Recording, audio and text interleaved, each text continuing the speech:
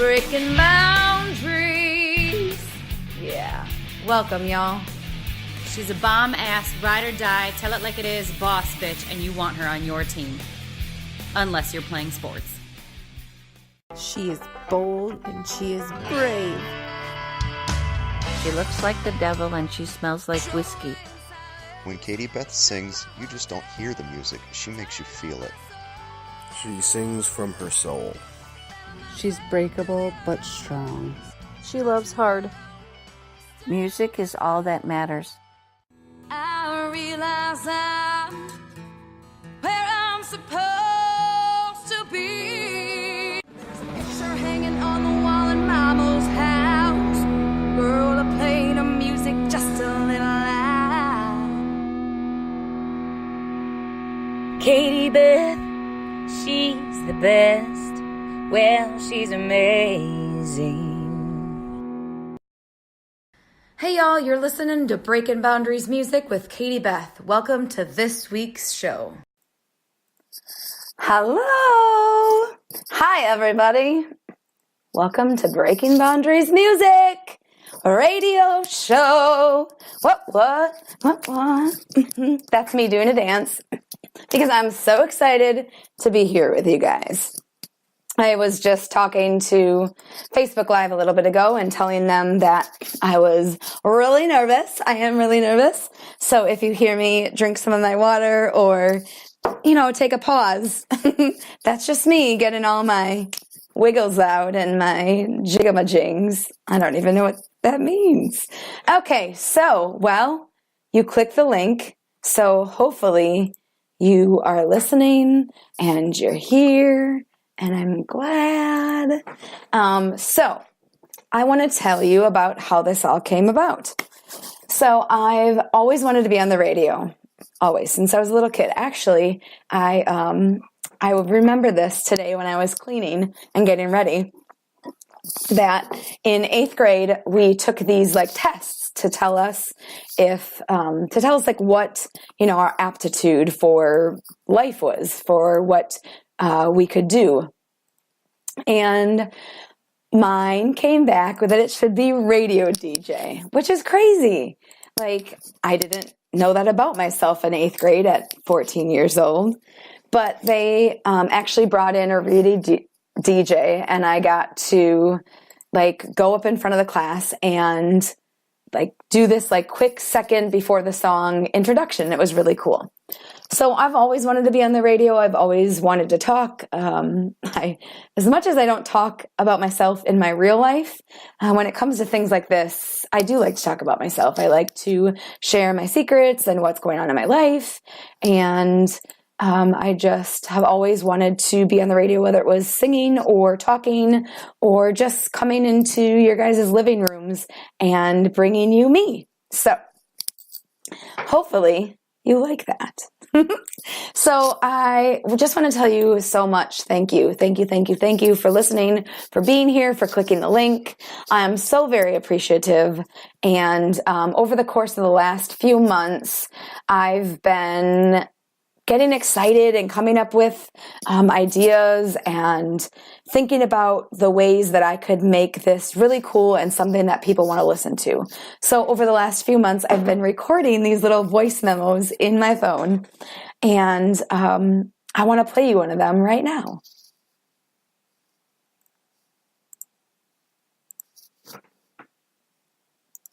I just can't stop thinking about all the cool things that I get to tell you about. And I just want to say that even if 2 people listen to this, including my mama,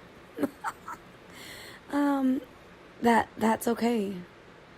Because in the end, it's really cool to just be able to tell my stories.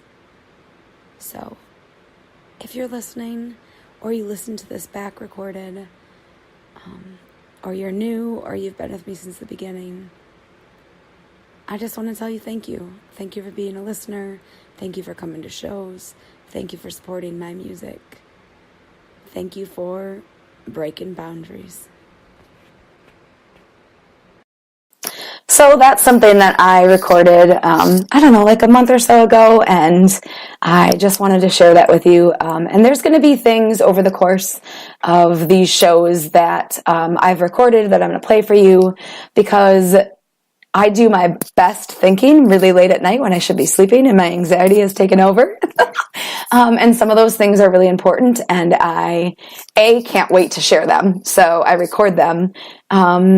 B, it keeps my brain from forgetting them because I'm constantly thinking all the time about all the things. And I need to make sure that I'm remembering them for you guys. So that's why I record. So some of it, you'll hear a little bit of a difference because it'll be a different output, but it's just me thinking about you guys and what I want to share. And I told you about 2 months ago that I had a story to share about my last name and, what that meant to me, and that I knew my last name I didn't know my last name until I was 18, which is crazy. I know. You're like, how is that even possible? So I just want to share that story with you. And before I do that, I just want to let you guys know that I will be playing music on here. We'll be playing games. I'll be taking callers and, chat. I forgot to be checking the chat. Tim Kelly, it's great to have you on board. Well, thanks so much. All right, so you guys can chat with me too. If you log into Spreaker, you can just click on the little chat button. It goes right to me immediately, so I can get your little messages. So I figured that for this first show, I would simply just play it myself. So we're going to play my music throughout this show tonight.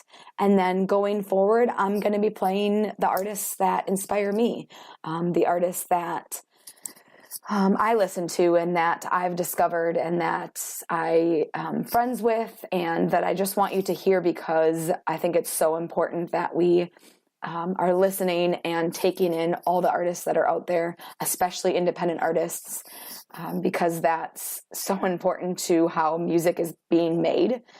It's being made more than ever by independent artists, and there's probably artists out there that you've never heard of.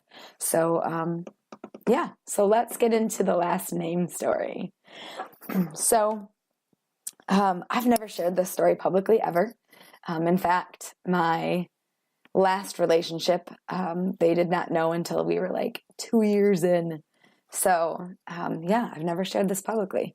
So, okay. My goodness, my manager told me that I should think about how I was gonna tell this story, and I didn't really do that, but I'm just gonna tell you it how I always tell it, and I'm sorry if that's too much information. So my mom got pregnant with me when she was really young. She was 19, and she was in a very abusive marriage. He was a Vietnam War vet. He had a PTSD, which, back then, I don't even think PTSD was a thing. I think it was, but it wasn't. It wasn't talked about. So he was very abusive. He was an alcoholic. He was physically abusive, and she ended up leaving him while she was pregnant with me, actually, in a crazy fight of him beating her up and her running out the door, basically with nothing. I don't even think, I'm pretty sure she was barefoot. You know how stories change over time, but I'm pretty sure she was barefoot. She didn't have anything with her. She just knew she had to get out. So she ran to my grandparents' house and was like, I don't know what to do, blah, blah, blah. So back then, divorce was not something that you did. You just didn't, especially in a family like mine and in a town and where we came from. In our life, and you make it work, you don't divorce. So in that, she thought, I'll give him some time and some space, and then figure it out after that, and maybe we can work it out. So her parents convinced her, my grandparents convinced her to go on a retreat. I can't even believe I'm telling the story right now. On an adventure for the weekend. So she went to the Dells and had a really good time. And I'm telling the story out of order now that I'm thinking about it, which is not going to make sense, but whatever. So, long story short, she tells me when I'm about 10 that my father has died, and we never really talked about it. He just wasn't there. Like, I just didn't have a dad. I just didn't, there was a stepdad, and that's a whole other story for a different day. But I just never had one, and I never really asked. I never really said, like, who's my dad or where is he? But when I was 10, she told me that my dad died. And, it was kind of a good thing. She told me that he was a really terrible person and that, I was better off for it. And at that time, she told me what my name was. And I was like, okay. And all throughout school, and at 10 years old, I was only known as one name, and that's the name she entered me in school for. So I didn't really know that my name would be any different. So when I joined the military at age of 17, I went to go through MEPS, which is the military entrance building. It's where you do your before you leave for basic training. And I had to bring in all my information and stuff, and they said that my name would be this other name that I had never really known except for when my mom told me the story at age of 10. And that was going to be the name that was on my uniform and on everything. Like, I'd have to sign that name. I didn't even know that name. I had never been known by that. That's not who I was in school. And so that was really disconcerting to me. I didn't want that. So I had to go and change my name. I had to stand before a judge and fill out paperwork, and you have to send this newspaper ad and get approval so that you take out this newspaper ad to let the public know that you're going to be changing your name, and they need you for any reason under this old name. So I had to do all of those things in order to just have the name that I had always known my whole life up until this point be actually what was on my birth certificate and actually be recognized as that human. So legally, until I was 18 years old, or about about 18. So legally, to the time till I was 18, I was known as a government as Catherine Stubblefield. That was my birth certificate name. And I had to go and change it so that I could go into the military as the name that I had always known. And I'll have to tell you the other part of why I told you the dad story, but we're not going to do that right now. We're going to play a song. How about? So I'm going to play this song, and then I'm going to tell you the story behind it. Here's the first song. This song is called Half of Me.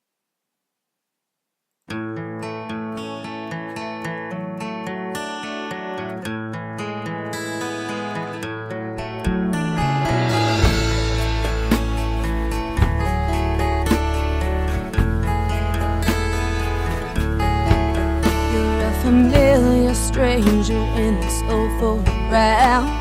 Mama always said I had your eyes and your laugh. That may be true, but I don't see it.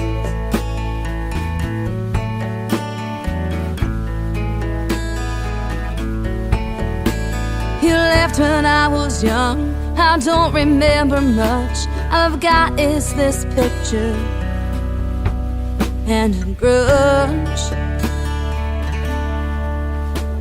So many questions. Wanna know why you ran. Don't you feel any connection?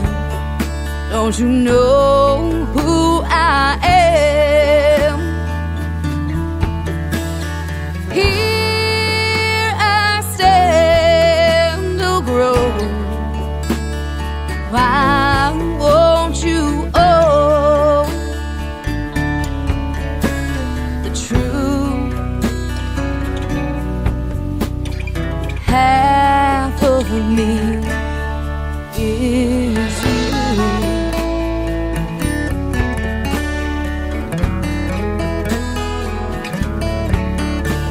It feels like a stranger lives inside of my bones. I'm sharing a soul with a man I've never known. I'm following your footsteps, and I can't even see them.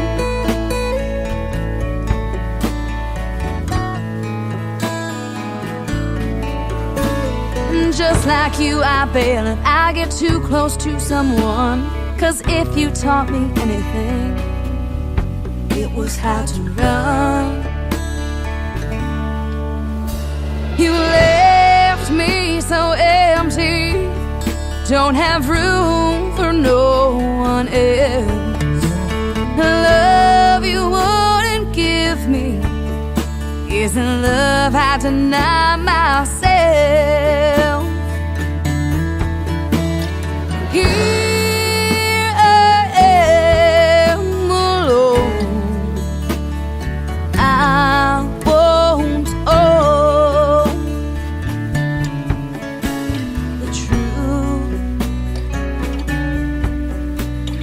Half of me is you. This hole in my life don't want to heal,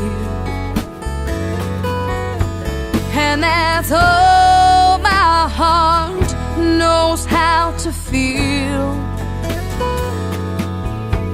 If I could just let go, I'd get on with mine.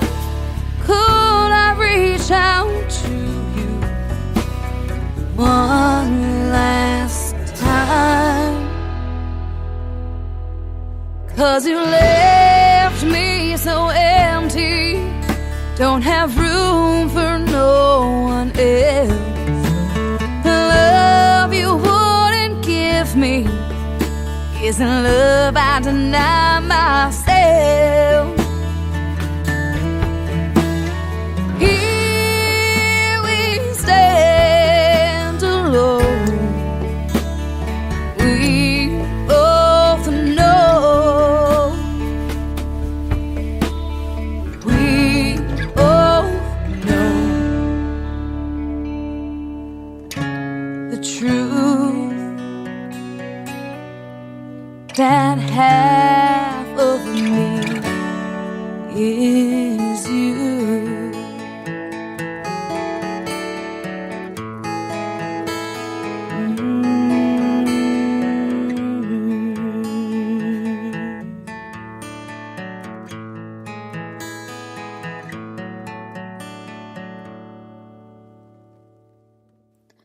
That was Half of Me by Katie Beth.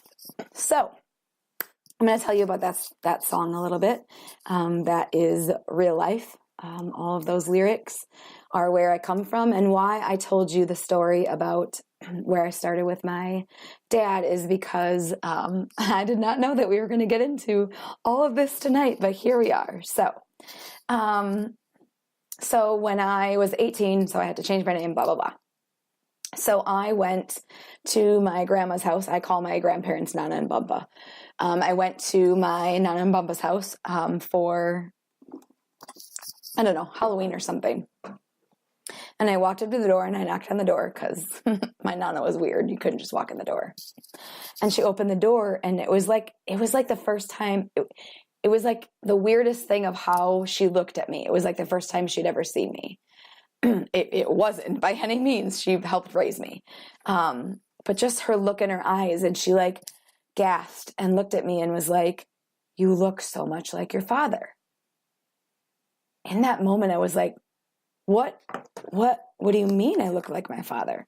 You know, I had learned about my father dying when I was 10 and having that name. And then I had to change that name at 18.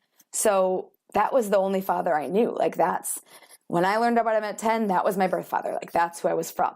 My mom had showed me pictures, and he was dark skinned, dark eyes, dark hair. Like, he didn't look like me at all, which was just so weird. So I'm like, "What are you talking about?" And she goes, "Well, I shouldn't tell you. You should talk to your mom." I'm like, I'm 18 years old. I just learned that my legal name was something different at 17. Now I'm learning that this person I was told at 10 was my birth father is most likely not, because I don't look anything like him. So I went and talked to my mom. Lo and behold, when she went on that weekend away, there was someone, so I have to go back into that story, what I first told you. I told you that she left him when she was pregnant. She did.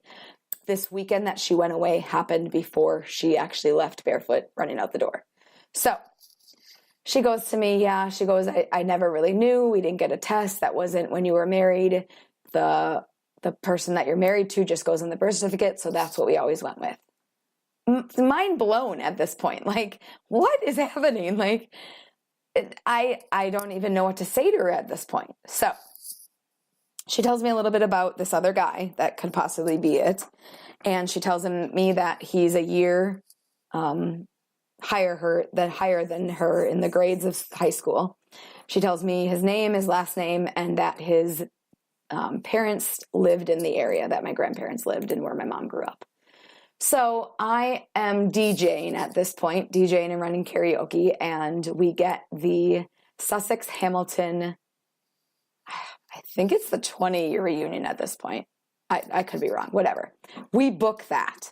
And in my mind, I'm going, it must have been the 30, whatever year reunion it was going to be this year. Like, in like 4 months from this point where I'm like freaking out. And I'm like, I can't be standing in a basement of some bar or a back hall venue, and this guy that might possibly be my father walks up to me, and I'm like, what song do you want to hear?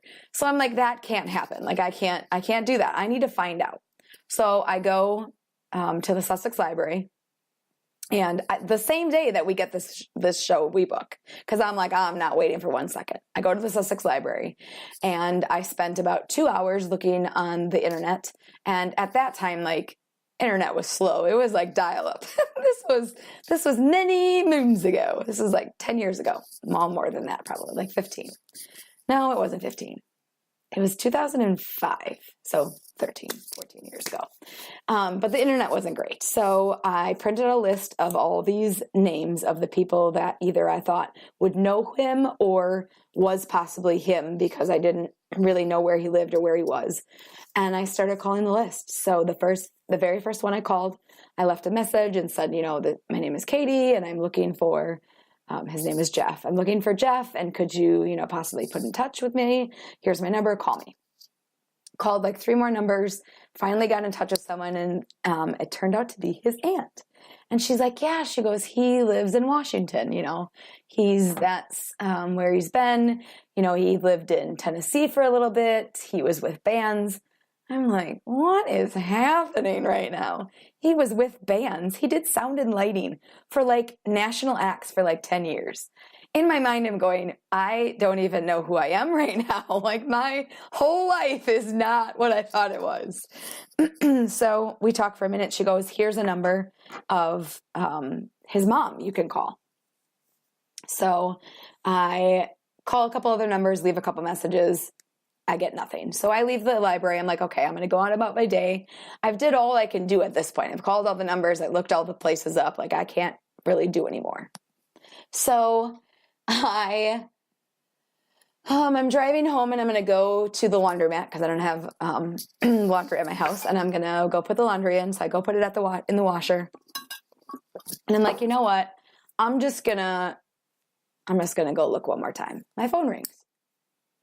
Hello? I'm like, yes. Yeah, this is Jan. You were looking for Jeff? And I'm like, yeah. She goes, this is his mother. I was like, what? This could potentially be my grandmother.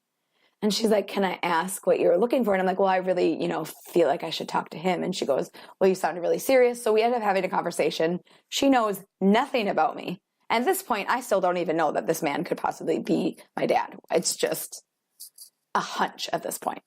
So she's like, we know nothing about you. If we would have, you would have been in our life. I want to come and meet you.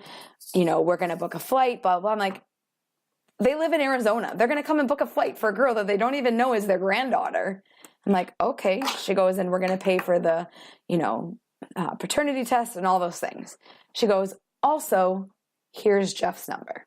So I call, I leave a message. Lo and behold, one of the numbers that I had called was Jeff's house number. So I called his house number and left a message. She gives me his cell phone number. I call, I leave a message. I decide in that moment of being at the laundromat, I'm like, I need to look just a little bit more, just maybe whatever. So I go back to the Waukesha Library and I'm sitting there. I just as soon sit down at the computer to type in anything that tells me something about someone. And my phone rings. Hello? Yeah, is this Katie? Like, yeah, this is Jeff. I've been waiting for this call for 24 years. Are you kidding me? Are you kidding me? I'm like, what? I was like, how do you know who I am? He goes, well, I know who you are. You're my daughter. What? Oh my God. Crazy. Like crazy. I don't even have words. And so I look in the yearbook and I'm like, this is like crazy. This can't be. So I'm like paging through the yearbooks to like find something. And I turn the page and I see my eyes and I'm like, dude, this is totally my dad. Like his picture in his yearbook. I look just like him. I ended up taking a photocopy of that and I have that in like a memory book somewhere. And I'm like, I don't even need a paternity test. Like this is so my dad. So we talk a little bit on the phone. I said, have you ever gotten married? Do you have kids? Like, tell me about your life. And he said, I do have kids. I have you. And the rest is history. So I'm going to play Freebird now. I got your Freebird right here. Katie Beth.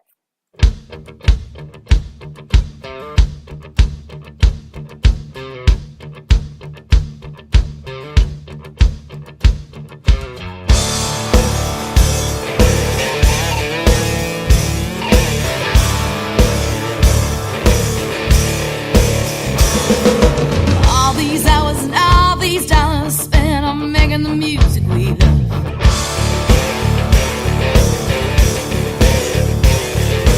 We came here to rock, you came here to party.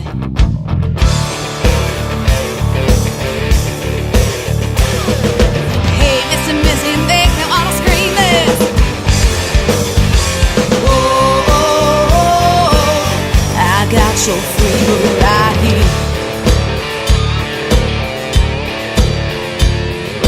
We ain't trying to play your game. This ain't even about the thing.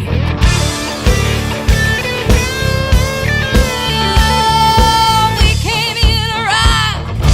You came here to party.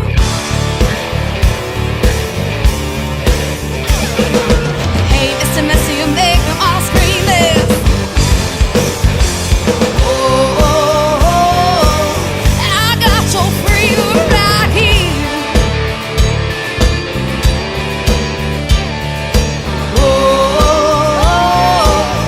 I got your freebird right here.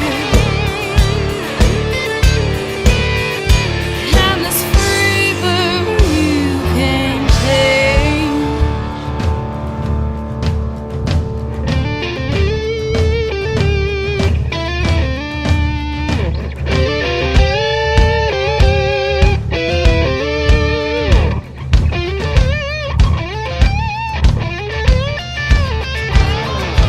Hey, Mr. Mister, we ain't trying to change the music you love. We just wanna party. I got your freebird right here.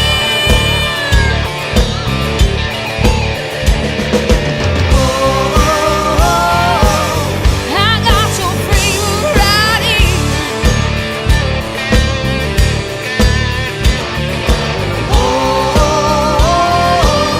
I got your freebird right here.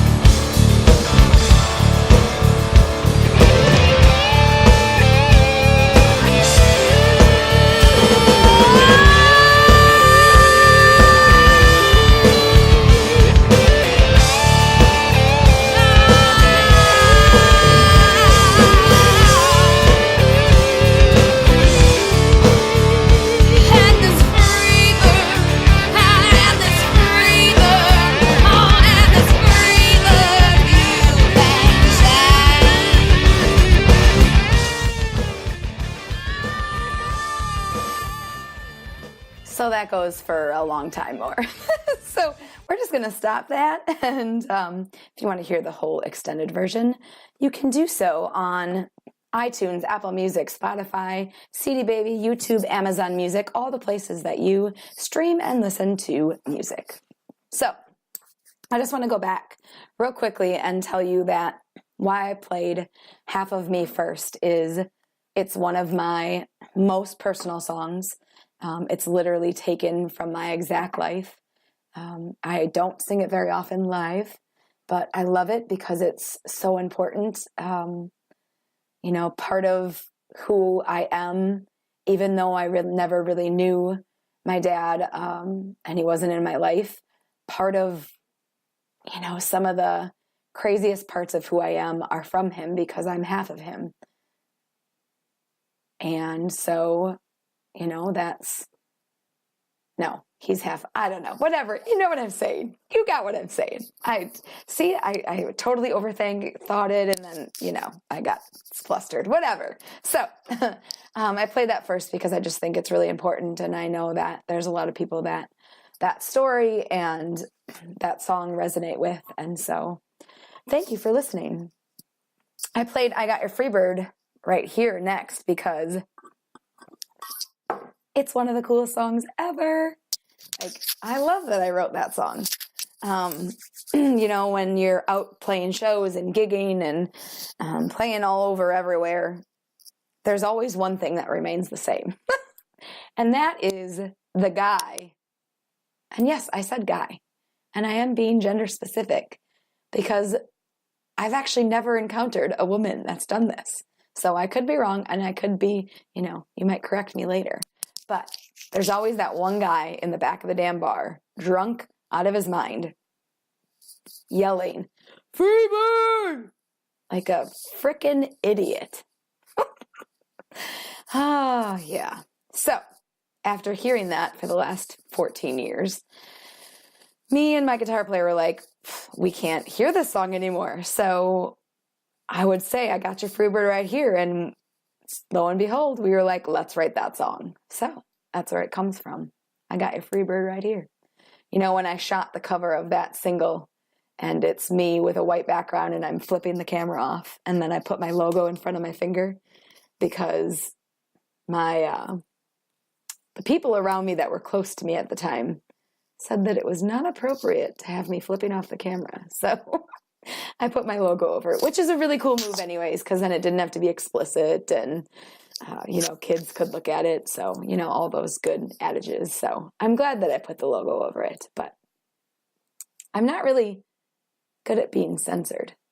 That's one of the things I wanted to talk about is I've always wanted to be on the radio. I've always wanted to have a platform that was, you know, bigger than just playing shows. But I've realized over time that I'm not someone you can wrangle in. I'm not someone that you can keep in a box. I'm certainly not someone that could be on the actual terrestrial radio because shit, man, I don't know how to not swear. I don't know how to water myself down, and I'm just not going to listen to what anybody tells me to do. So I'm really super thankful to Indie Country for reaching out and saying, hey, you should create a show that's yours, that you know, will make your own. And I really appreciate giving me that space to do whatever I want, literally carte blanche. Make it your own, do whatever you want, play the artists, talk about whatever. And I think that that's really rare in music these days. So thank you so much, Indie Country and Tim Kelly. Shout out. Here's the latest single. Nope, not the latest single. See, I released 2 songs since then. That's crazy. Well, this is the single I released 2 months ago. It's called Will I Ever Get to Love You? And it's a sweet, sweet love song.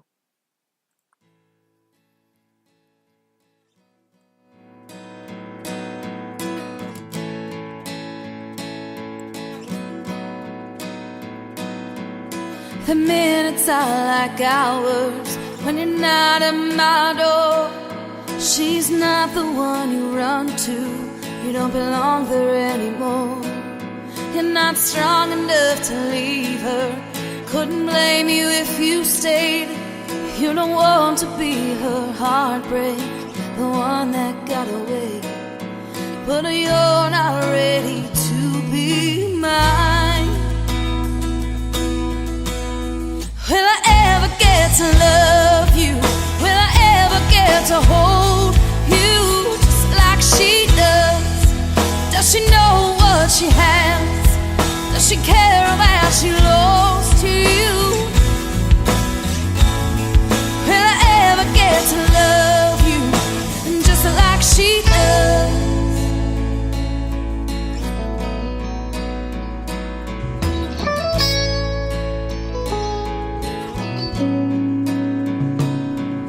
I think the time will change it. I believe in what you say. When crazy's all around you and you start to feel the ache, you don't pay no never mind to the secrets that you keep.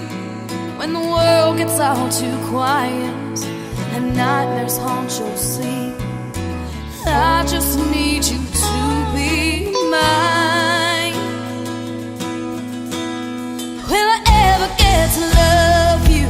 Will I ever get to hold you just like she does? Does she know what she has? Does she care that she lost you? Will I ever get to love you and just like she does? It don't matter what the outcome, it don't matter what can happen. I don't need you to love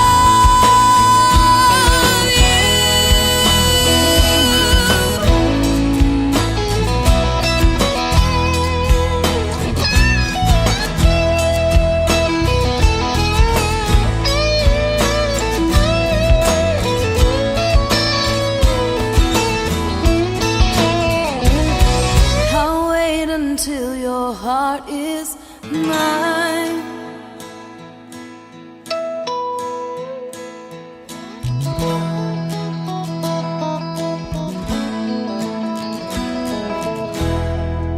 Will I ever get to love you?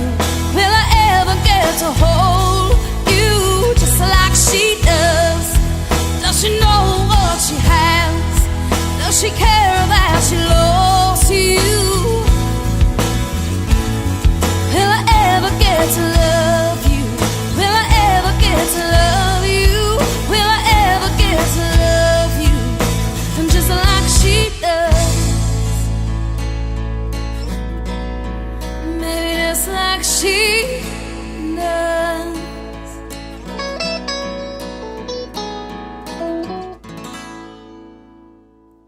That was Will I Ever Get to Love You by me, Katie Beth. So I want to tell you that we have a call-in line. What? A call-in line? So every Thursday from about 8 o'clock until about 10:30, you can call in and talk to us. You can talk to me. You can talk to the people on the radio. So the number is 828-365-6610. And that is posted all over Facebook, on our website, which is breakingboundariesmusic.com. Breakin' has no G at it. So breakingboundariesmusic.com. So 828-365-6610. Give us a call and you'll be on air. And I can't really sit and talk to you have an hour-long conversation, but you can call and harass me or, heckle me or ask questions or share something about your life, whatever. So, no, yes, okay. Don't look at your phone while you're on the radio, Katie. So, what else do we got? Ooh, I got something. So that was me drinking on my water, and I need more water, clearly. So I told you that I was going to play you some of the stuff that I've recorded over the last couple months, because it's really awesome when it's happening in the moment. And I'll tell you the story before I play you the clip. So all these stories I get to share. So my life is ridiculous, pretty much all the time. Partly because I'm ridiculous and I fall walking. Partly because I think that's just the cards I've been dealt.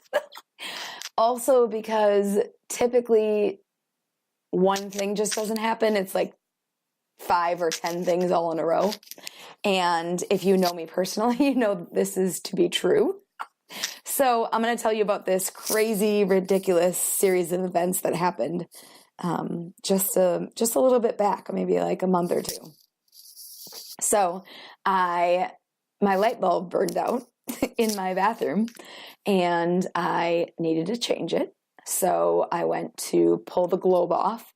And when I did, I realized that it wasn't just burnt out, it actually was broke. So it like blew up in the globe, which is probably not good.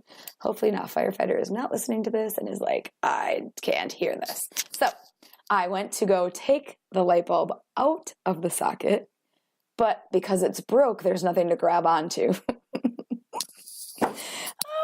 So what do? I go and grab a pliers.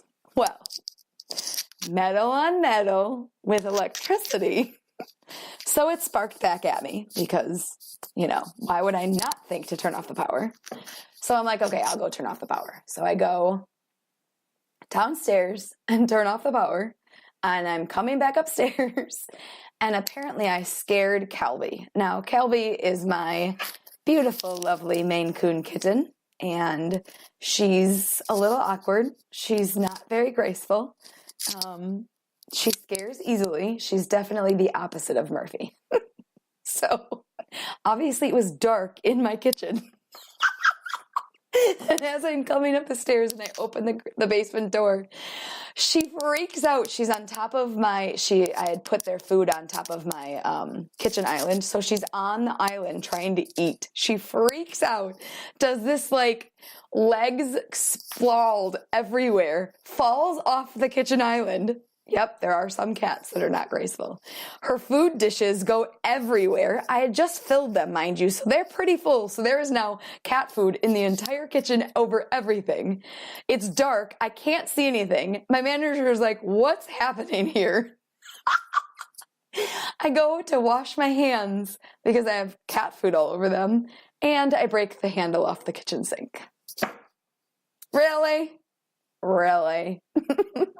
So I was without a sink for a week. I did my dishes in my bathtub, and it made me realize how important it is to have running water. So, yeah, that's the series of events that leads me to this story. Here you go. So, this recording is coming to you from my kitchen at 1 a.m. on Sunday evening.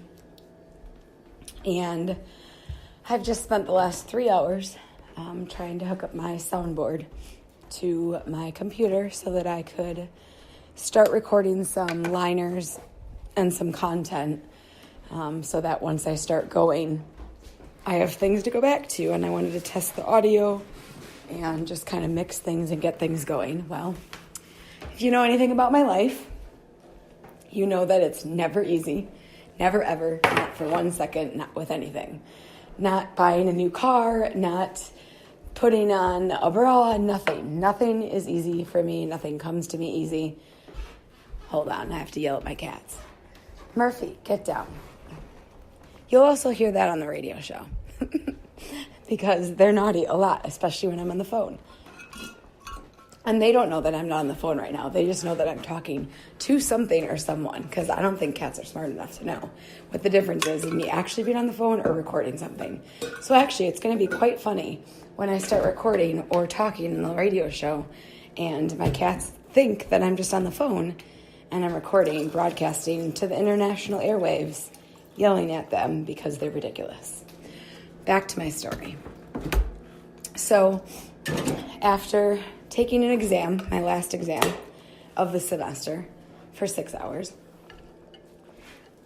I decided to reward myself with Taco Bell. It was very yummy.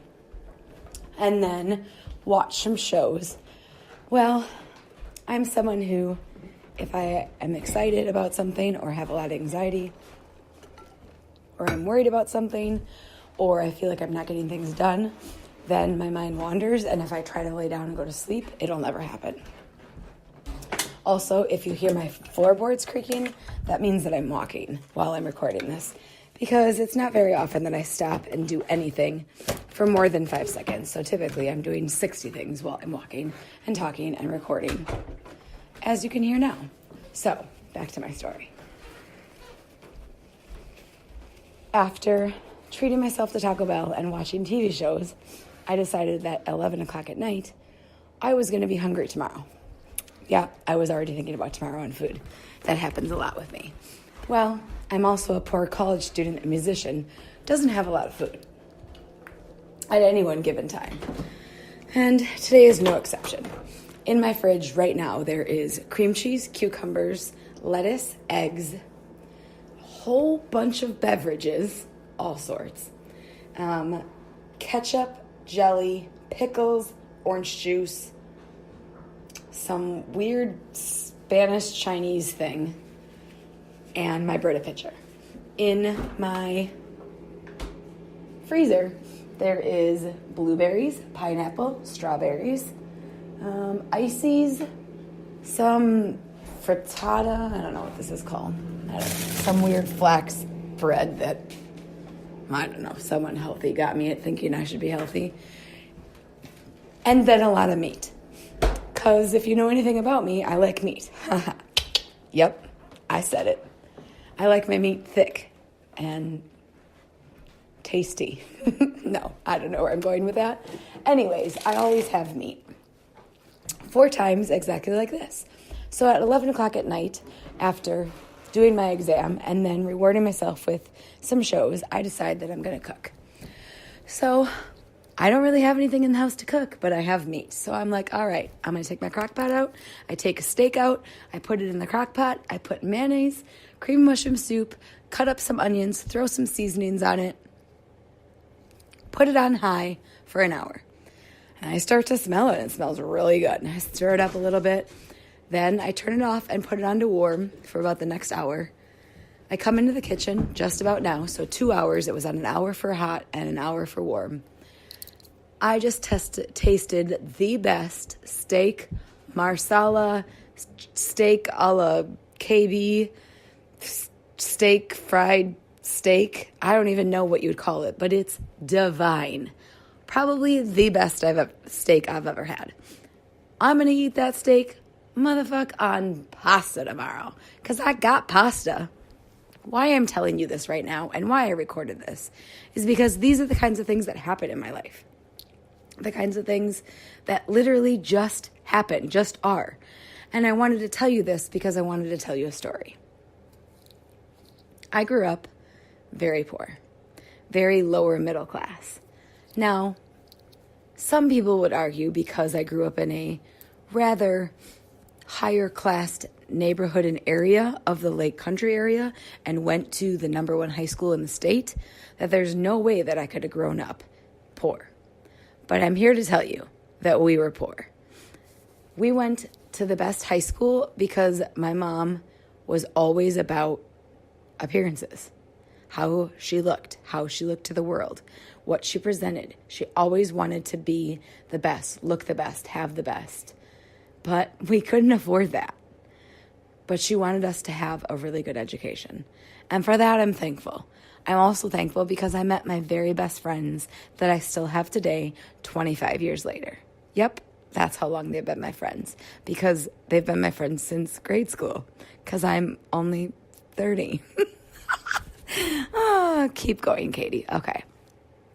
So I wanted to tell you a story about me growing up.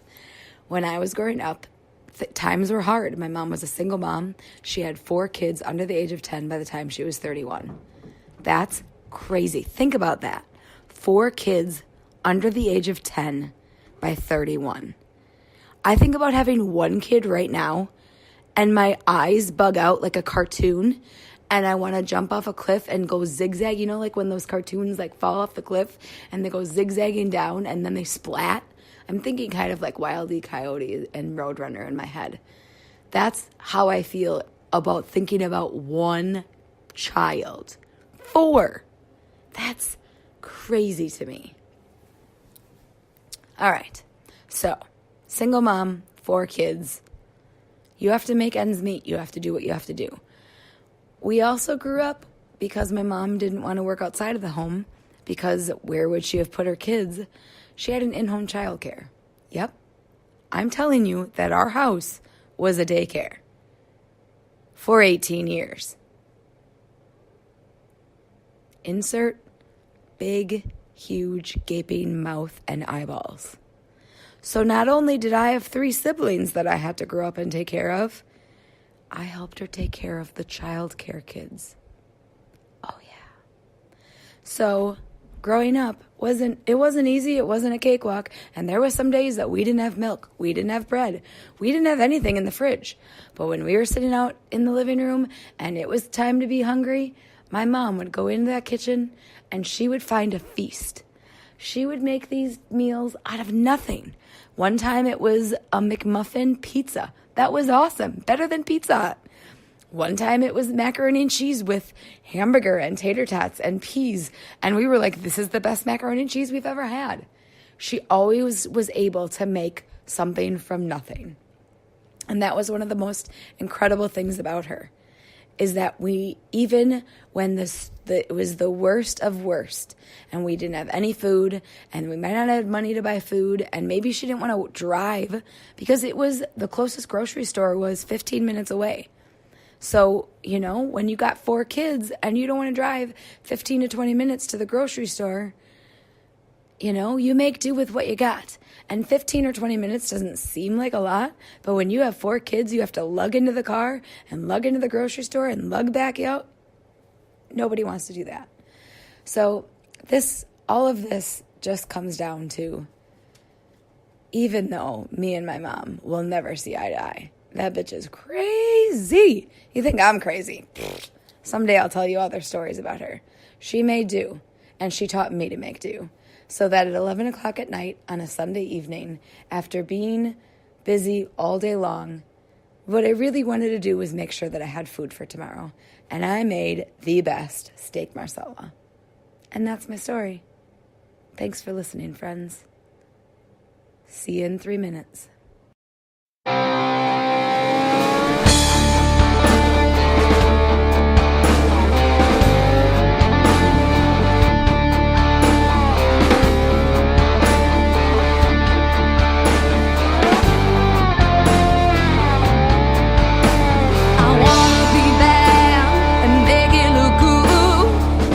Because I can. I know you don't like my attitude. I don't give a damn. Okay, so I just wanted to come back after.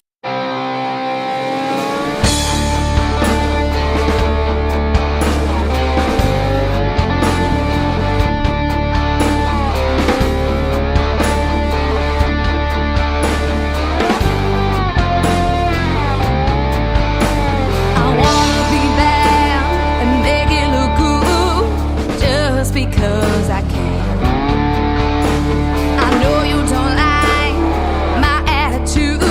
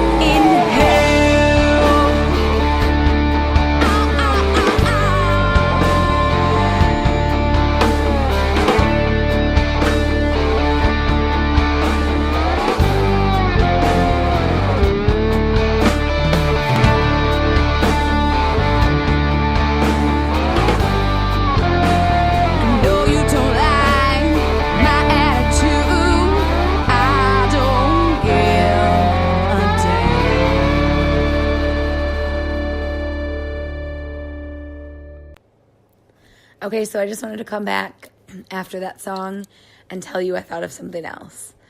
I was talking with my manager as I'm recording this and taking a break and thinking of all the things that I'm going to stay up all night long thinking, because that's what my brain is going to do between now and January 3rd, because I'm so excited to have this radio show and be able to talk about all the things that I want to talk about and tell all the stories that I've never told, stories that I've never publicly came out with.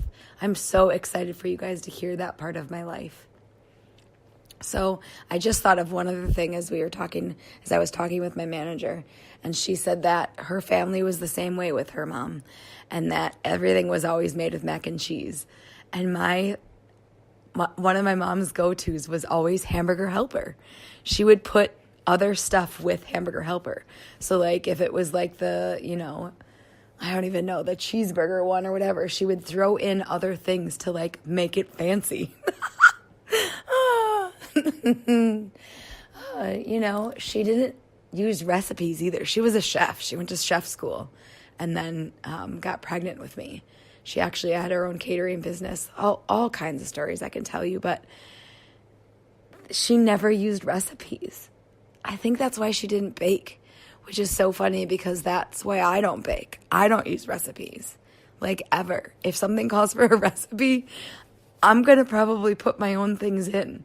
If it says a teaspoon of this, I'm probably going to put a dash or a pinch. And this is why every time I bake, it goes wrong. All right, I just wanted to tell you that. All right, how we doing? You just heard Special Place in Hell by Katie Beth and another little recording that I had. We have our first caller. Hello. Hello. Who are you? What's going on? This would be your stalker from Georgia that you helped move to Texas, and I'm like a fungus. You can't get rid of me. That's why I love you. Tell people who you are. Have you seen my calves lately?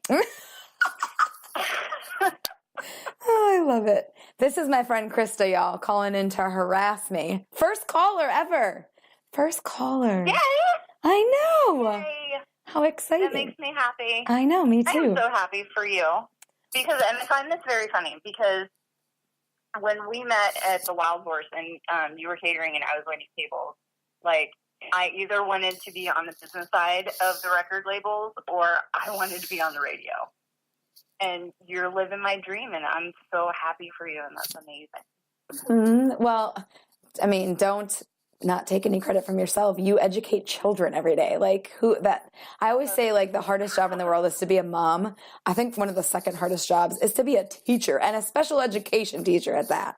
So. Yes. It's a lot, but it has its moments. It does have its moments. The kids don't come back until Monday, so I'm in professional development yesterday, today, and tomorrow, and then the kids come back. Well, we are thankful that they're. I love my new school. Shout out to the Pirates; they're awesome. I love my whole crew over there. They're wonderful. Well, we are thankful that there are people in the world like you. Oh, well, thank you, my love. Well, thanks for calling. So here's my question. Yeah, go ahead. We got to talk about this whole light bulb situation. Yes, tell me. What the hell is wrong with you? Well, I mean, that's a long list, not for today. Well, yes, but you are atrocious when it comes to like home improvement and fixing things. You shot yourself in the eye with a nail gun. You have now electrocuted yourself. You almost burnt your damn house down because you put a hat on a bare light bulb. I have a hat on my lamp right now. Girl, you're gonna burn the house. It's down. ambiance. It's ambiance. Ugh, whatever. You're gonna burn the house down. Okay, so just so you know, God, I can't believe you don't know this. All right, so if this ever happens to you again, that the light bulb like breaks in the socket and you can't get it out, you get a potato. Okay, you cut it in half. You jam half of the potato onto the broken glass and socket, and you twist that bitch off. That's how you do it. I feel like it might be. You need to turn your electricity off. You don't just put the potato on and turned it out. I feel like that's a cut on my hand waiting to happen because I just don't a potato is hard. Like, how are you going to get into the potato? Like, you have I call it a chef's knife, and I'm sure Lauren would correct me on what I'm talking about right now. Lauren White, shout out to you. I've got a complete set of knives in my kitchen. I just would probably pick the sharpest one and go at it. But I make potato soup all the time, so I dice the raw potatoes. See, so now we've entered into cutting the potato with a knife and then shoving a broken, jaded light bulb into the potato when I could just go and turn off the electricity and pull it out with the pliers and it'd be done. We just had I find that, like, trying to get up the stairs and navigate in complete darkness, I think is more dangerous. Well, I should have grabbed a flashlight, but I don't think like that. Correct. You're not a real linear thinker. We just had a chatter that said, Kate. That's why you have, friends that, are teachers and have to write lesson plans and have to think linearly. Yes. Because that's what we have to do. How am I getting these kids from point A to point B by the end of the year? Yep. Someone just said that Katie is the reason that we have warning labels on products, and I would say that that's probably accurate. I would have to agree with that. I mean, although I've never used a curling iron while I was sleeping or in the bathtub, which is an actual warning label on a curling iron. Don't use while sleeping or in a bathtub. And whoever that happened with, I just don't think that they should ever tell anybody that was them. Well, people do weird things on Ambien and don't remember it the next day. So maybe I kind of see that happening. Yes. But I've never woken up in the middle of the night and been like, hey, let me go curl my hair in the bathtub. That's never been a thought in my mind. I've woken up and gone, hey, I'm hungry. What do I have downstairs? Then almost falling down the stairs because, of course, the dogs have to get out of bed with me and follow me down the stairs in complete darkness. And they don't, they're annoying me right now, by the way. Well, we are so glad that you called. I'm so appreciative for you to be the first caller. Thank you, love. Oh, you are welcome, my dear. Okay, I'll talk to you soon. So I'm going to try and stay awake, but I can't make any promise. Okay, sounds good. Love you. All right, bye. Love you. That was our first caller, y'all. All you have to do is dial 828-365-6610. Otherwise, you can call on Skype, and I can actually bring you into the recording as opposed to just being, over the phone. I was actually holding the phone to the microphone. So if you call on Skype, it'll actually be like you're here with me. Also, I'm opening it up that if you want to come and sit in my studio with me while I'm recording, I would love that. So send me an email, radio@breakingboundariesmusic.com. Break-in without a G. radio@breakingboundariesmusic.com. Send me an email. Request a song. Let's play this one. On Your Left by Katie Beth.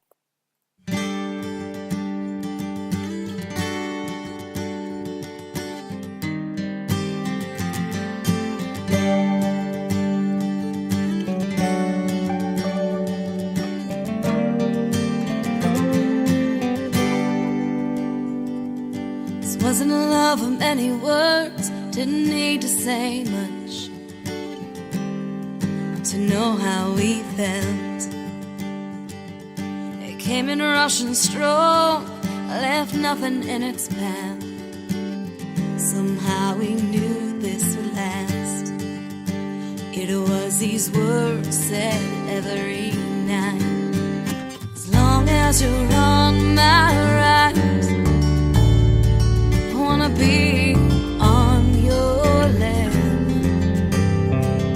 As long as you're on my right, I wanna be on your left.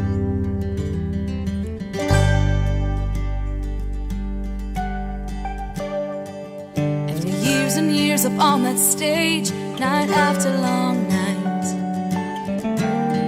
she lost the will to fight.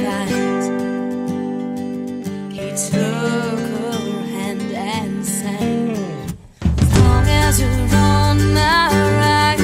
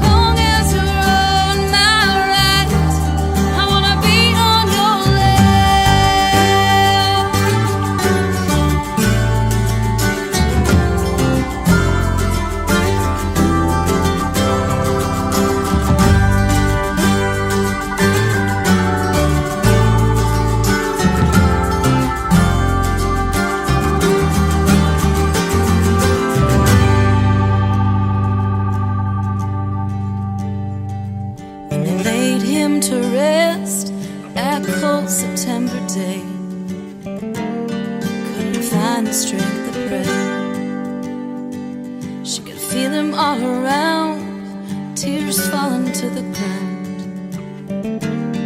She wiped the tears away. The words on his head stone red. As long as you're on my right, I wanna be on your left. After I've left from this earth, your loving's where I am. As long as you're on my right, as long as you're on my right, I wanna be on your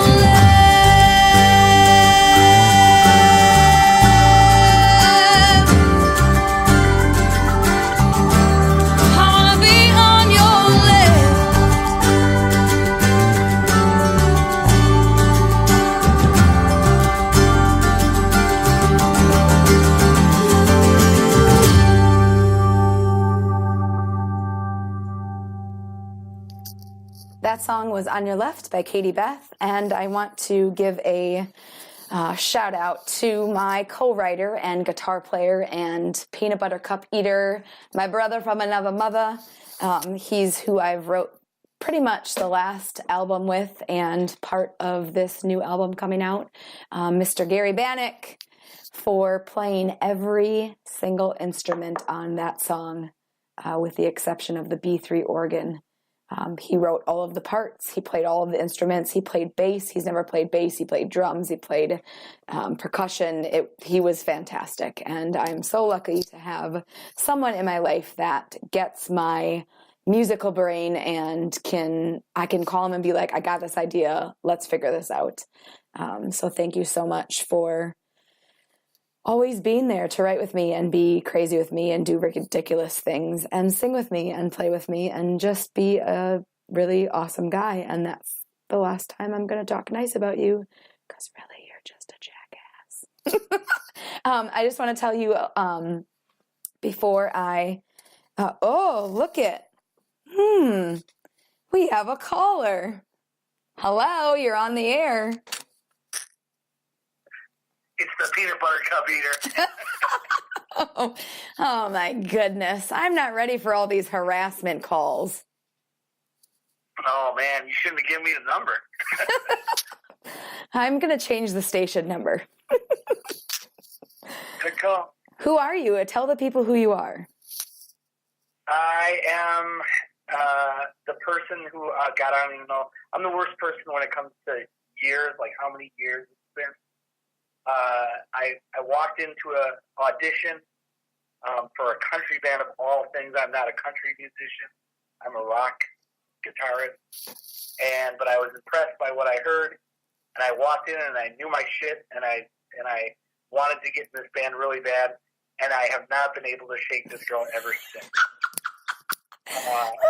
I'm Gary. I'm the one who writes a lot of the stuff with Katie. I've been rolling with her for quite a few years now. 10 years, dude. It's our 10 years. This year is 10 years. Like, I can't believe it, and yet I can totally believe it. It feels like it's been 110. It feels like 2 years and 110 at the same time. That's because you're about 80, so. Oh, well, God. Let me brag on you for a second. So I put an ad out on Craigslist and Milwaukee Rocks. Milwaukee Rocks is like a musician Craigslist. And this guy answered, and I sent some songs to him and said, learn these. It was probably like 3 or 4 songs. And he came into the audition, and he knew every single song off of my album. Every song. Like, we were like, okay, let's play this. And at the end of the audition, I was like, this is the dude. Like, this is the guy. And my band was like, he's too rock. This isn't going to work. And I was like, sorry. He's the guy. He gets the job. And you did. You knew your shit. It was awesome. And I knew from you, I think we played Wild Ride first. And I knew like a minute into that song that you were it. That you were it. It was just it. So. The thing about that audition was that, to me, like, I know you now. We've been through a lot of this stuff. We've been through the recording process. We played killer shows. We've done all that stuff. But when I started, when I came to that audition, you were a rock star to me. You had your own CD. You had recorded in Nashville, and I listened to those songs, and I liked them as me, not trying to get in the band or anything. They were my kind of songs. So I was sweating it. I wanted to get in that band really bad, so I knew I had to, do something to impress you. And that audition was wacky because I want to say, I'm trying to remember the timeline. If that was during that audition, if you had to leave because you had a family emergency, or if that was the first practice. It was the first practice that happened, yep. So I did a bunch of songs, and then I left, and I didn't hear anything, Yep. to audition other people or whatever. So I was sweating. But yeah, then the very first practice, you were there for about 10 minutes, got a phone call and left. Yeah. I was like, I'm sitting there, and your band was kind of pissed about it. I was just like holding my dick, like, See, many miles down the road, and songs written and shows played and everything. We're still having a blast doing this. So. yeah. See, you wanted to be in the band, and now you can't wait to get out of the band. So. I sealed my fate. I'll never get out. I know this already. I need to get reincarnated and do a better job next time. Just like. I tell people when you're friends with me or in my life or, however people are intertwined, that I'm like herpes. You get it once and you're like, why did I do this? And then you're stuck with it for life. And it's just something that you eventually just have to accept and be okay with because it's never going anywhere. And it's not even like the good herpes. Oh my God. It's not get this herpes. Oh my God. And people are not listening any longer. Do we care? We could talk, just like this every night. Yep. Send 8,000 messages. Go ahead. Yeah. I would say this is fun. I was really tired. I wanted to go to bed at like 7:30 tonight, and now I'm wound up. I'm listening, and I'm laughing along with you and having a good time. It's going to be a good thing, so I'm proud of you. Well, thank you so much for calling and being in my life and being an awesome guy. And I'm done bragging on you because it feels really weird. So why don't you go eat a bag of dicks? Okay, goodbye. I love it. You can talk about me all night. It's fine. Okay, well, thanks for calling. All right. I appreciate you. Okay, bye. So I have to tell you guys that On Your Left, the song that I just played, was inspired by a conversation that me and Gary were having one day. And it was one of us said something to passing, and it was like, as long as you're on my right, I'll be on your left, or however it was that we said it. And the song kind of wrote itself. It was just one of those amazing, it just happened. It was written really fast. It came together really well. And I remember Gary reaching out saying, hey, how do you feel about me playing everything on it? And I was like, I don't got to pay other musicians. Sure. No, I was just really excited to hear what he came up with. And there's a part about probably like 2 minutes. I don't know where it is. It's like 2 or so minutes into the song where there's a complete breakdown. And then these beautiful conga drums come in, and it opens up the song, and it's just an amazing moment. And I just remember thinking, like, dude, this guy's genius. Like, how do I get to write with and be in a band with this guy?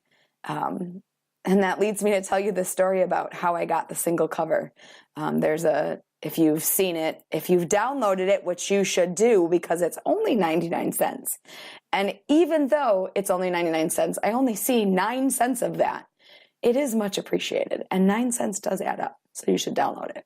However, I had been wanting to shoot this cover for like the last year, and I I kind of always knew what it would look like, but having a vision in your own mind is very different than trying to communicate that vision.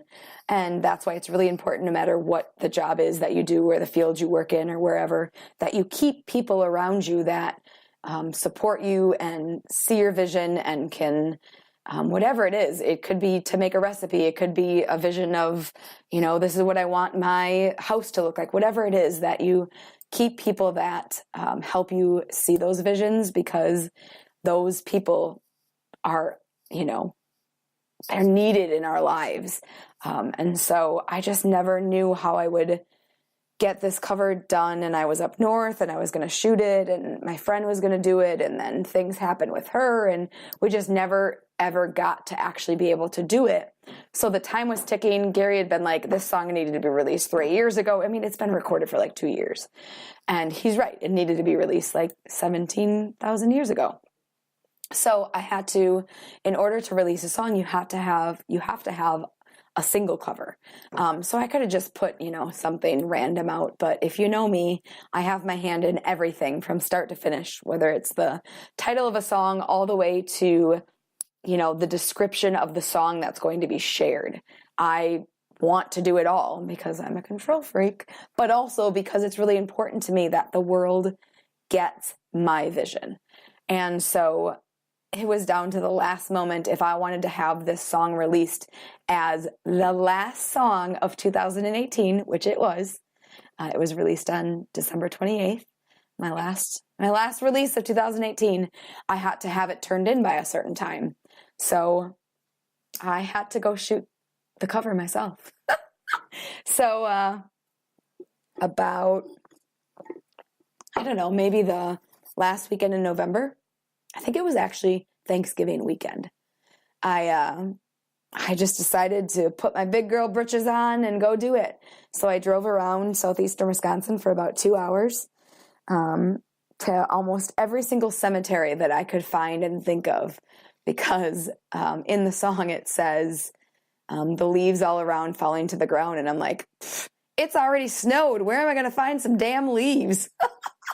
And I, oddly enough, ironic as it is, ended up in my hometown, the town I grew up in, finding the place to shoot it. And I parked my truck and I pulled my music stand out and I set my phone up and I took about 250 shots. And the neighbors that live in the houses in the subdivision behind the cemetery were probably like, this girl is a freak, standing in the freezing cold in the middle of November, shushing leaves to a gravestone with a music stand. What is she doing out there? And the cemetery is really close to a road. Like, it's a very small little cemetery. There's like maybe 50 headstones in it. And it's right on this like corner of these two busy roads that intersect in my hometown. And there's probably 100 cars that drove by, probably going, what the heck is this girl doing standing in this cemetery with this music stand? But I got the shot and it turned out how I wanted. So yeah. So we have a little bit of time left and I'm seeing these chats. Yeah, the good herpes. That is going to forever be something I think about on my very first show. Someone asked, KB, you got any stories about going to country concert when you grew up? Excuse me. Country concerts when you grew up. Well, my very first concert was Tim McGraw and Martina McBride, and she debuted Broken Wing that night for the very first time for any audience publicly, and it was an amazing concert. I was maybe like 16. Yeah, I didn't see a concert until I was 16. I grew up in a very small town, y'all. 2 bars, 1,000 people, and a church.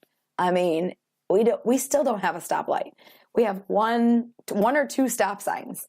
I just scared my cat too, by the way.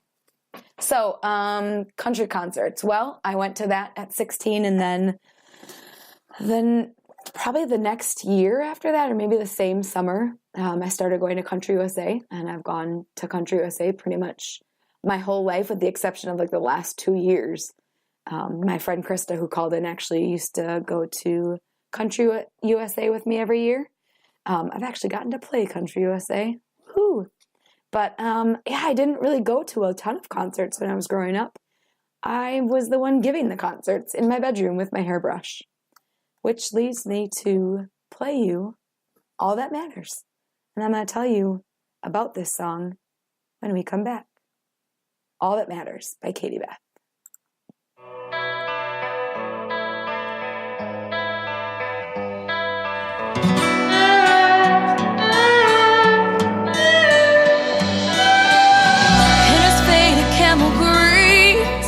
So tired it's hard to see. Boots stepping off the plane, breezing home sweet air again. Thinks to himself, it's been so long. Up ahead he sees the signs, scans a crown for her blue eyes. Mama's holding baby girl, crazy how she's their whole world. Thinks to himself, it's been so long.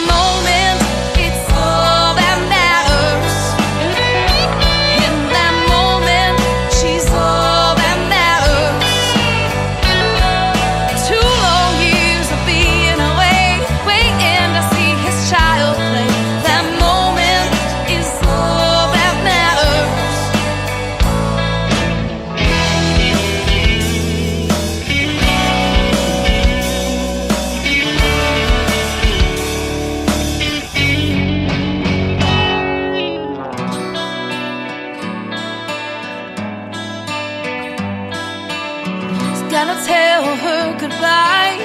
Takes her hand and asks God why. Little girl comes running in. She don't know that it's the end. Looks up to the sky and says, here and now is all that matters. In this life, she's all that matters. Too damn long of being away. Here with her is where I stay. That girl is all that matters. All that matters. All that matters. Yeah,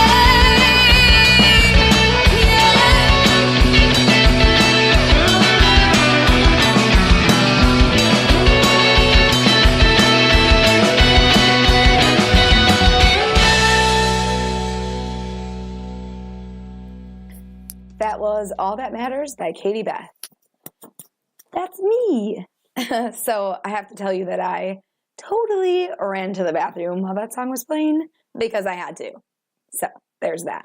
Thank goodness for songs. So how are we doing? How's life? How's everybody's night? Thank you so much for being here and listening and being part of this. I'm so incredibly blessed, and I love you guys so much. Summerfest, y'all. Why are you saying Summerfest? I love ramen. So I'm going to tell you about All That Matters. I wrote this with Mr. Gary Bonnick. Oh my goodness! A friend of mine just oh my goodness.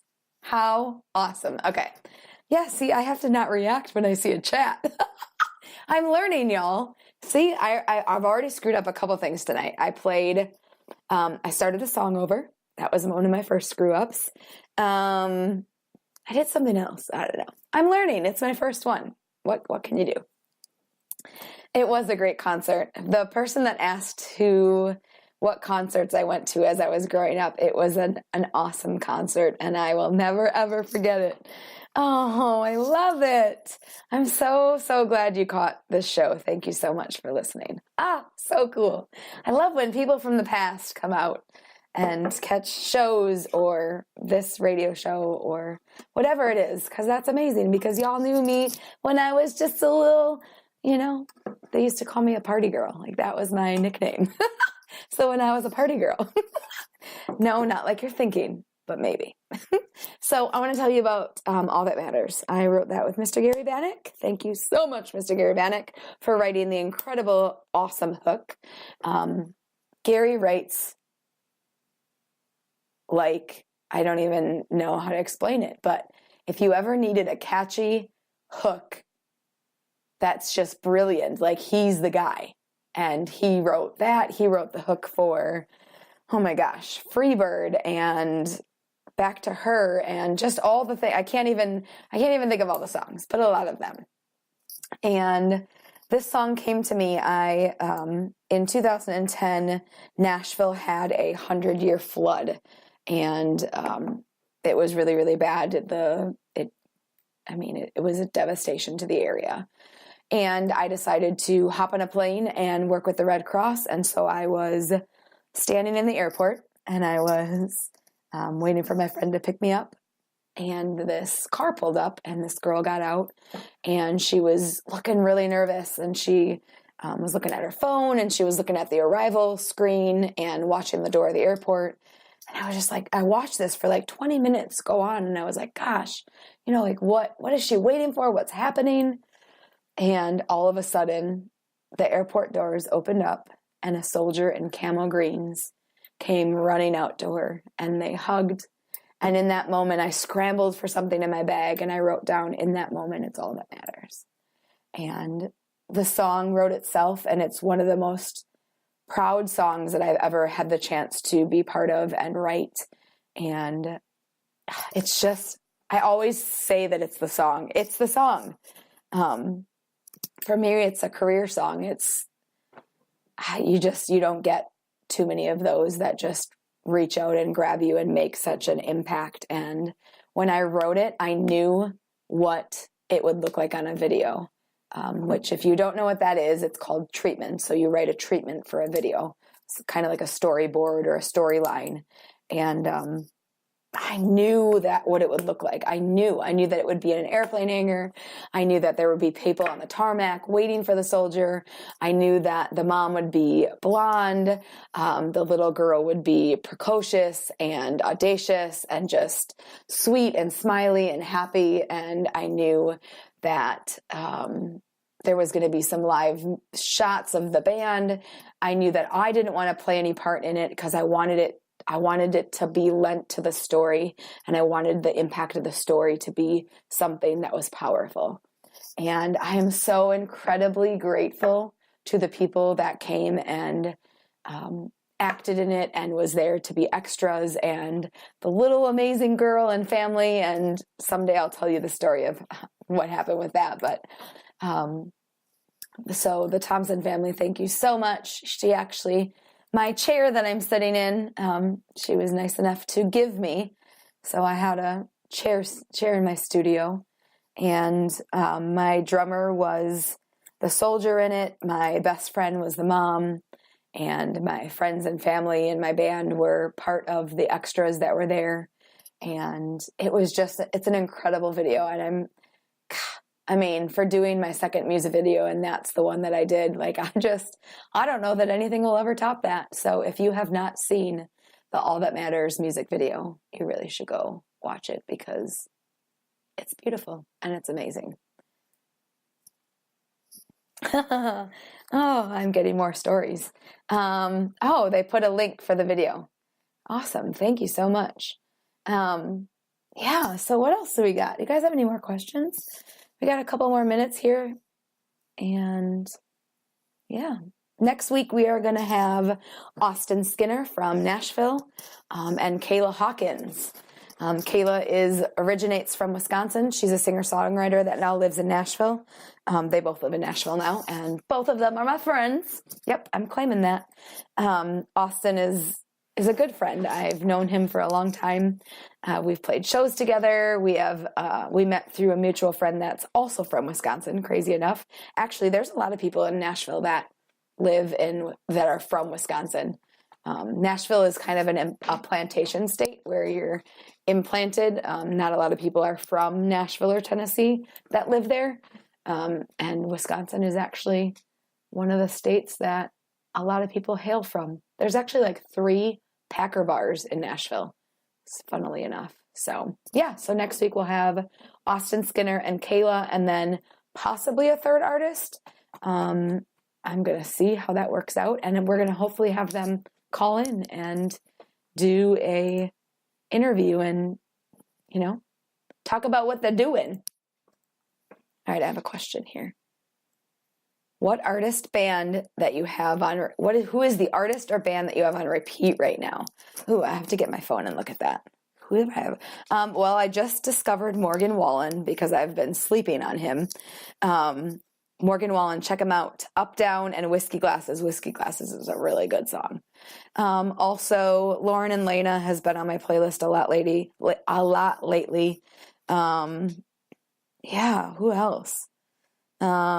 I have a couple artists coming up that I'm going to play that are on my playlist a lot. Casey Musgraves, her new album, Golden Hour, is fantastic. Go listen to that.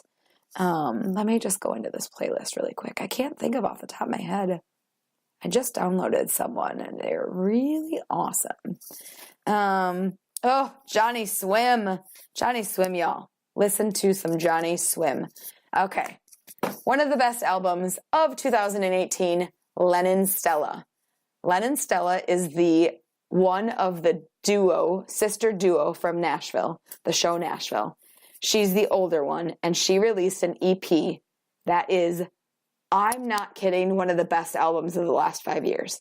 So damn freaking good. Lennon Stella, look her up, download her, stream her, all the places. I don't know if I can't play her because I don't have her stuff, but I'm going to get her stuff so that I can play it because that's really good. And while we're at it, I think I'm going to play one more of me. And I didn't tell my management this, so they don't know it's coming. But I'm going to play a song that really matters a lot to my heart, and that's this song right here. Back to Her by Katie Beth.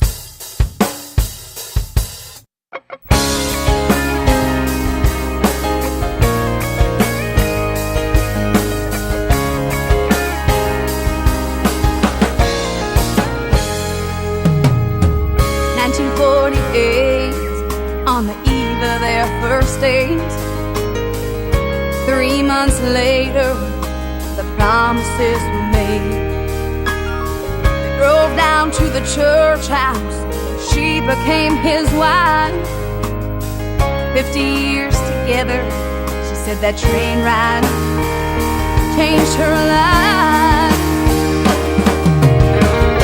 These are stories she would tell me in a way that would make her whole world come alive. There'll be moments, nothing but silence, deep in thoughts, a blank stare in her eyes, waiting for that memory to get back to her.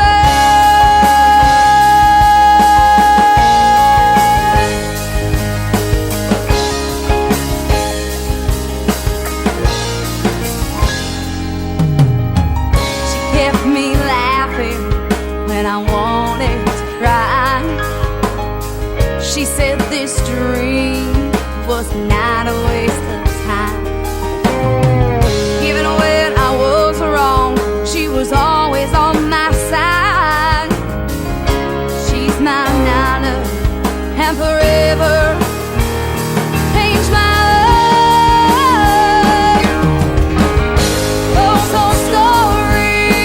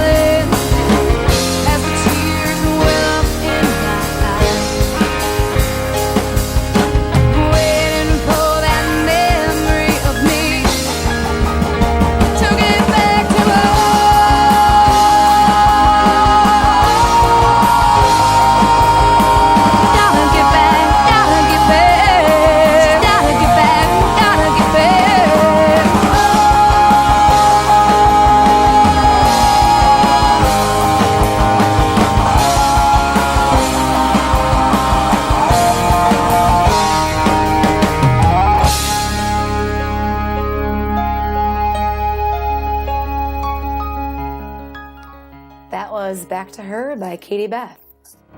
That's me. That song was written from my grandparents, y'all.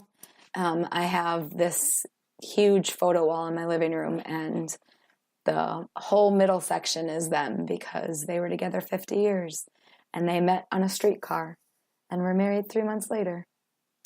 And that's exactly what that song is about. So, you guys, thank you so much for being here and being part of this show. I'm elated. I'm over the moon. And I want to tell you that it was hard. In the beginning, it was really hard. I texted my manager and I was like, oh, I can't do this. This is hard. It's hard to talk to no one. I'm so used to talking to you guys over Facebook and like seeing the comments and looking in the camera and like feeling like I'm talking to someone because I'm, at least looking in the camera. Here, I'm just talking to the walls. And if my neighbors saw me just sitting here talking to myself, they would probably think it was really funny. But you guys made this possible because I wouldn't be here without an audience that wanted to listen and be here, and Indie Country Radio that offered me to do this show, and my management team that has, y'all, I don't even know where to start on that. The last year has been crazy and amazing, and it's gotten me to places and heights that I never thought would be, like singing the national anthem in the Brewer game. Hello. One of the coolest things of 2018, and that couldn't have happened without my really awesome management team, and I'm so very thankful. So thank you for listening. Thank you for being here. Thank you for tuning in. Next week, we're going to play some new artists that you never heard of and some really good songs. So I hope that you come back and you listen 8:30 on Thursday night. And if you didn't get a chance to listen live tonight, it will be everywhere that you listen to podcasts. So Spotify, YouTube, Apple, Google, wherever it is that you listen to your podcasts, it will be there for eternity for you to listen. So even if you listen tonight and you just want to listen again, hey, the more streams I get, the more money that could possibly be made. I don't know exactly how that works, but thanks, guys, for listening. I appreciate it very much.